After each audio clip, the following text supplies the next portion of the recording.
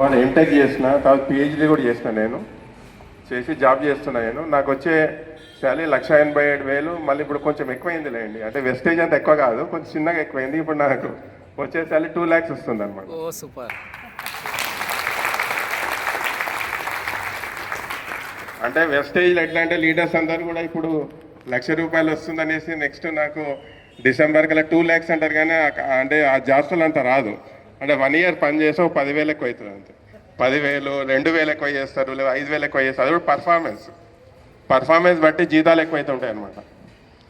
కానీ వెస్టేజ్లో అట్లా కాదు. వెస్టేజ్లో ఒక 2 years కనుక కష్టపడితే ఒక స్టేజ్కి వస్తాం. స్టేజ్ వచ్చిన తర్వాత మనకేంటి ఇన్కమ్ అనేది ఎక్కువైతే ఉంటుంది అనమాట. సో ఇది కాక నేను జాబ్ చేసుకుంటా 2 lakhs శాలరీ తీసుకుంటా కూడా బయట కూడా నేను ఎట్లా అంటే ఎంసెట్ కోచింగ్ చెప్తుంటా, నీట్ ఫిజిక్స్ కోచింగ్ కూడా చెప్తుంటా అనమాట. సో ఈ విధంగా అంటే నేను లైఫ్ సెటిల్ అయిపోయినా అనుకున్నా యాక్చువల్గా.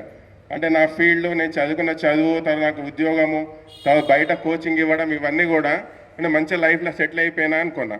కానీ నాకు ఏమైందంటే నా అసిస్టెంట్ ఒక ఆయన ఉన్నాడు, ఆయన పేరు అబ్రామ్ అనమాట.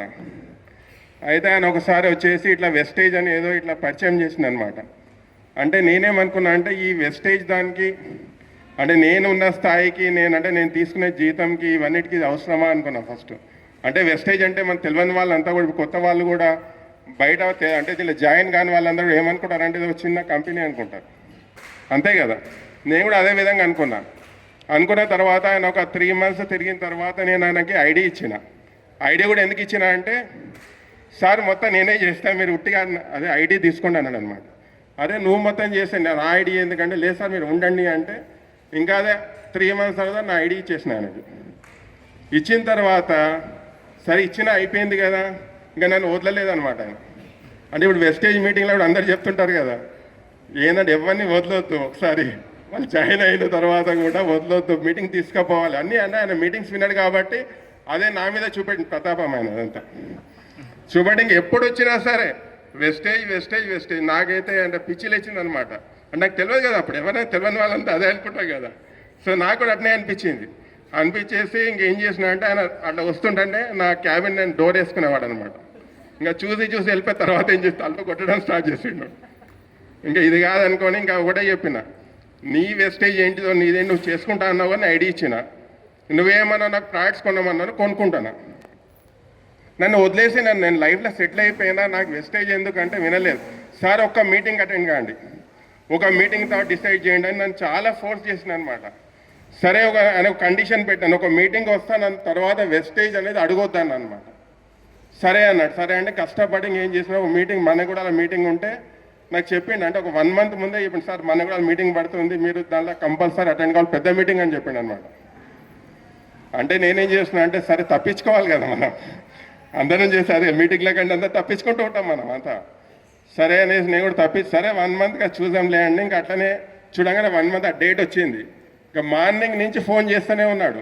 మార్నింగ్ 7:30కి ఫోన్ చేసిండు, 8 o'clock చేసిండు, 8:10కి చేసిండు, వస్తుంటా సార్ అదే ఏం చేయాలనేసి సరే ఇంకా ఒప్పుకున్నా, మీటింగ్ వస్తున్నా అని చెప్పిన. సరే ఇంకా అదే ఆ సాగర్ రోడ్కి అదే పోతూ ఉంటే మళ్ళీ అనిపించింది కార్ ఏదో రిపేరింగ్ అదే సరిగా ప్రాబ్లం అయింది అని చెప్దామనుకున్నా. లేదు సార్ అంటే, సార్ మీరు అంటే ఫస్ట్ టైం మీటింగ్ అదే 4-5 hours ఉంటుంది అన్నాడు. అప్పుడు ఏమన్నా అంటే, సార్ మీరు ఒక 10 minutes వచ్చిపోండి చాలు అన్నాడు అనమాట. అబ్బాయి ఇది బాగుందిలే, ఒక 10 నిమిషాల మీటింగ్ అనేసి సరే అనేసి ఒప్పుకొని మన కూడా మీటింగ్కి వెళ్ళిన. నిజంగా మన కూడా మీటింగ్ నా లైఫ్ని అంటే టర్న్ చేసింది అనమాట.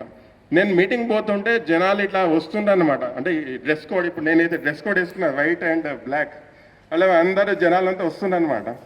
అరే ఇదేం ఇంతమంది జనం ఏంటిది అనుకున్నాం మొత్తం. అంటే ఇంత పెద్ద వ్యవస్థ నాకు కూడా తెలియదు కదా వ్యవస్థ అంటే ఏదో చిన్నది అనుకున్నా వెస్టేజ్ అంటే ఎవరు కూడా ఏమి అంటే ఎలా చెప్తామంటే ఏమి చేత కాని వాళ్ళు, ఏమి పని లేని వాళ్ళు ఏదో ఇట్లా తిరుగుతున్నా అనుకున్నా వెస్టేజ్ అంటే యాక్చువల్గా ఆ అభిప్రాయంతోనే ఉండే నా మైండ్.